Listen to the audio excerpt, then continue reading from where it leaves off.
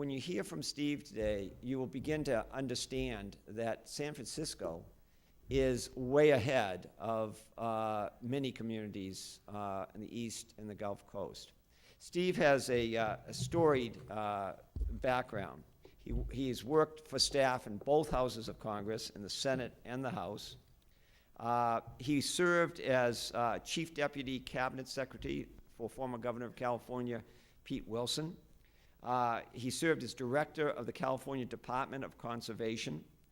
And he's also worked in the private sector. He was responsible for a $20 million a year grant program for Pacific Gas and Electric. So I'm sure, Steve, we're going to get them in as a founding supporter and sponsor of Nietzsche. But now he serves as the San Francisco Bay Conservation Development Commission Chief Deputy Director. Steve is an example of the high-powered and brilliant leadership we're getting around the country. And without any further ado, Steve. Steve Gold. Thank you. Thanks, Bill. It's a pleasure to be here to join you today. And Bill is my new best friend. And thanks for helping us get out here. I'm not here on my officially because the state of California is still recovering from the economic downturn, and we have restrictions on out-of-state travel. And the other thing I want to say is that it was a great intro, but most of those things are what my boss, Larry Goldsband, has done. I'm just the chief deputy, but what I'm going to do now is walk you through what we're doing here in San Francisco Bay to address the challenge that we face. But I'm going to start by getting a little bit of history on the San Francisco Bay region. I'll try to talk fast because some of these themes have already been covered, and you'll see some similar themes emerging. And I also realize that lunch is waiting.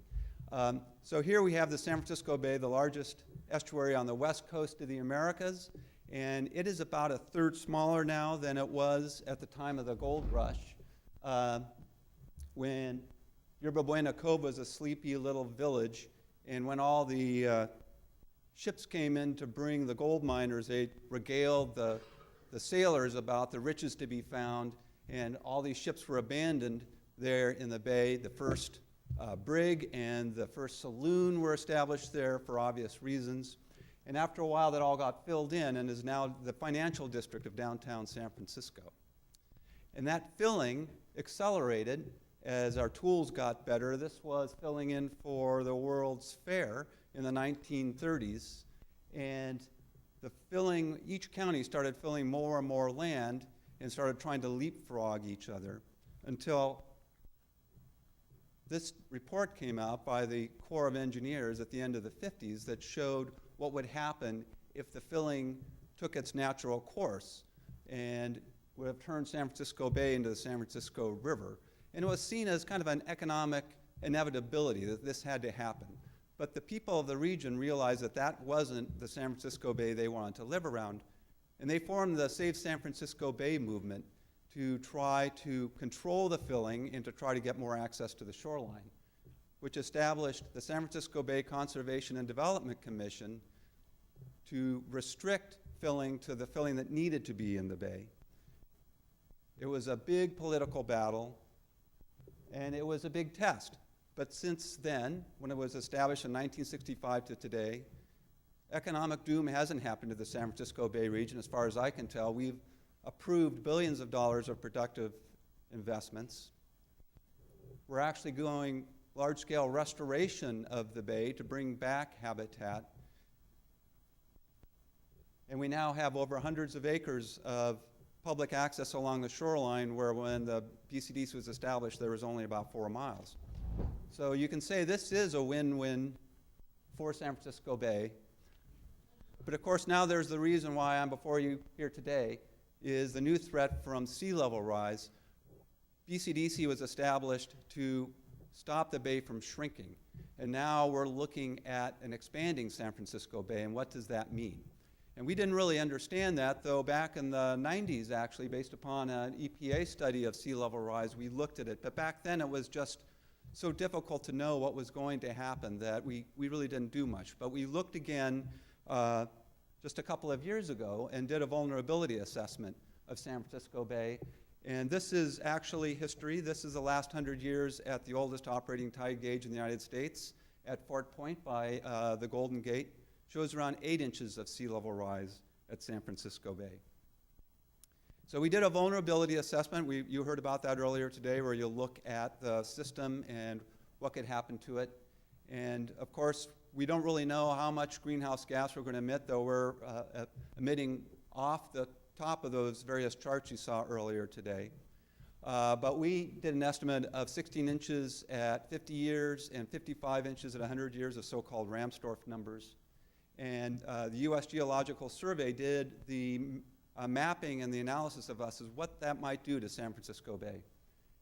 And this is what we found. That blue there is the areas potentially at risk at 55 inches of sea level rise over around 130 square miles of shoreline. What does that mean? Well, a lot of major infrastructure. I flew out of this airport, SFO. Maybe some of you have as well. And the mapping showed that that's at risk. The light blue shows that it's not only going to be at risk at the end of the century, it's going to be flooded mid-century if it isn't protected. Not only large infrastructure, it's kind of hard to see on the edges of that, but that's people's houses potentially at risk. We found that 250,000 of the Bay Area's residents are potentially at risk of flooding at 55 inches of sea level. And then we have our own economic engines. This is the Silicon Valley, and a lot of the corporate headquarters of the internet giants, like Oracle Corporation, just won the World's Cup, and Google are right there and in the inundation area. So what happens if you tried to Google something, they said, sorry, we're underwater. Get back to you on that. So the Pacific Institute took this analysis and looked at the economic costs and found over $60 billion of things at risk to potential flooding. And that didn't have anything except just the simple cost to replace those things. None of the time lost, none of those multiplication factors. So there is a lot at risk in San Francisco Bay. And lastly, the same doom and gloom you heard earlier today, we found that the flooding isn't out at the end of century as these put on top of the storms. And to show that, we overlaid the map of the 50-year mid-century on top of today's 100-year floodplain and found basically they're the same map. So as you heard earlier today, today's flood is tomorrow's high tide. So what we did is prepared amendments to the plans and policies that we use to prepare analysis of people's permits and what their requirements are, and proposed to change them in the face of this new threat of a rising bay. And we found a lot of opposition to this. And this opposition wasn't just from the folks who say, oh, sea level rise isn't real, it's a UN plot or what have you. It was actually a lot of the local governments around the region were very concerned because they thought that we might come in and start telling them what they needed to do.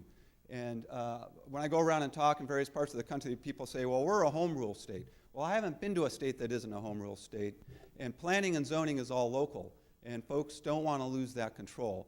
Also, a lot of the folks who have shoreline properties were afraid of what the economic impacts to the valuation of their property. So it was very controversial. We had a 3-year process, multiple public hearings, because we realized what we had done is we had educated ourselves, but we'd gotten out in front of the public, and we needed to educate them. So after all this time in these public hearings, our commission unanimously voted, and we have 27 members, to adopt the new policies, and they were supported by the environmental community and the business community and by local governments. So what do these policies require? They require that if you have a major project in San Francisco Bay, you have to do a vulnerability assessment like we did for the region to look at what the potential impacts of sea level rise are on your project. So then what? So what we require folks to do is to build to be resilient to mid-century and to plan to be resilient to the end of century. Now, why is that? Well, we really looked at it, and this should work here. We realized that there's actually 2 sea level rises we have to plan for. Out to mid-century, it's relatively flat. It's fairly easy to deal with some of these issues, but then when things take off, it goes crazy, and a lot of those things that worked well turn into maladaptation and will fail terribly. But on the other hand, we don't really know what sea level rise is going to be out there because we have to see how much greenhouse gas is going to be released. So it doesn't really make sense to make people build things when it's going to happen out on the curve and we're not sure what it is. So what we said is build to mid-century and have a plan in place with the financials behind it to be able to be resilient to the end of century. But we also realized that we're a reactive agency. I mean, we adopted these policies, but people come in to get for permits for new projects. That's not going to make the region resilient to sea level rise. So what we need is a regional strategy to address this, because you can't have one locality do the right thing and do the planning and become resilient, and then they fled from the back because their neighbors didn't. So we need a regional strategy to address this. Our policies call for that. But remember, we found how controversial it was when BCDC tried to move out on its own to adopt this. So what we did is we don't have a New York City or a Boston City that is basically kind of ruling the roost and can say, here's what we're going to do. We have 100 local governments in the region. So what we did is we went to our Council of Local Governments, and that isn't how we spell on the West Coast, that's a typo up there. But we went to our Council of Local Governments, ABAG. We got together our Metropolitan Transportation Commission that has a lot of the funding for the projects on the shoreline that are going to get flooded, and also the Air Quality District that's managing the greenhouse gases that are being released, and with us to try to come up with a regional strategy. And at first, they thought that we were just trying to flip our problem to them, but we convinced them that we had to work together as a region, and that links arms with, for example, the local government's work on being resilient to earthquakes in the region. So we are now working together on a regional sea level rise strategy. But what does that mean? I don't think most of us really even know, maybe the gentleman from Louisiana does, what is a real strategy. And I usually find that people have a fight or flight mentality. We're either going to build big levees, we're going to build a barrier at the Golden Gate, and we're going to stop this thing in its tracks and just go on living like we have, or it's going to be flight. We're going to get the heck out of Dodge, just let the water come in and get out of the way. And really, when you think about it, as we heard earlier from Julie, that isn't really the right solution. But we don't really know. This is actually people living their lives in Venice, Italy, and they're living with water literally on a daily basis. This is a building in Hamburg, Germany, that's been built to be resilient to storm surge. So we started thinking about this. How do you really get a regional strategy? So we did what you do when you don't know what to do. We had an international design competition called Rising Tides, which you can go online and look at. We got over 130 ideas from around the world on how do you really start to live with water? How do you adapt to rising tides? How do you adapt the built environment to a rising bay? We also got together and did some hard science, or are doing some hard science, with U.S. Geological Survey and other folks looking at wetlands. You heard from Garth about the value of wetlands because they can attenuate those storm surges so you don't have to build the levees as high. So we looked at one of our local wetlands, and that's at risk. You can see just at mid-century with a wetland in front of it. And we did some hard science. I'm not going to go into the details, but we actually looked at the amount of attenuation the waves were providing, the wetlands were providing from the waves. And we also looked at the wetland itself and how